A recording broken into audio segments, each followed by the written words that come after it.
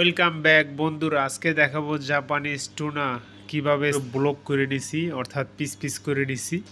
নেওয়ার পরে টুনাগুলো এরকম সাইজ হয়েছে। এই যে দেখেন, এই সাইজগুলো আমি ফার্স্টে ছোটো ছোটো করে কেটে নিছি। কেটে নিয়ে জাস্ট একটু টেস্ট করে দেখবো আসলে টুনার এবারকার টুনা যে আসছে আমাদের টুনাটার টেস্ট কীরকম হয়। এর জন্য আমি একটু সয়া সস নিছি, সয়া সস নিয়ে ছোটো ছোটো করে টুনাগুলো কেটে নিয়ে এখন ওটা আমার একটু খেয়ে দেখতে হবে। খেয়ে দেখে আমার একটু জানাতে হবে যে আসলে আমার টুনাটার টেস্ট কেমন। আসলে আমি একটু খাইয়ে দেখলাম, খাইয়ে দেখার পরে দেখলাম যে না, টুনার টেস্ট ঠিক সেম আগের যেরকম টুনা আমাদের আসে প্রতিবার, এটি একটু বেশি ছিল। যেহেতু একটা একটা ব্লক দিয়া 4 রকমের পিস বের করা হয়, চুত্র, উত্র, আকামি। সো 3 রকমের জিনিস বের করা হয়।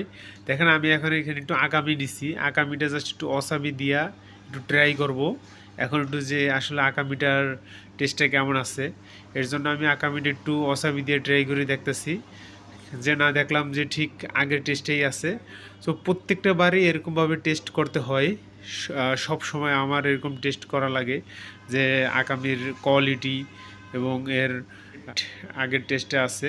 সো যে সময় আমাদের মালটা পুরো ফ্রেশ আসে, আসার পরে ব্লক খোলার পরে আমরা জাস্ট একটু ছোটো করে কেটে খেয়ে দেখি যে আসলে টেস্টটা কতটা চেঞ্জ হইলো, কি ঠিকঠাক টেস্ট আছে নাকি।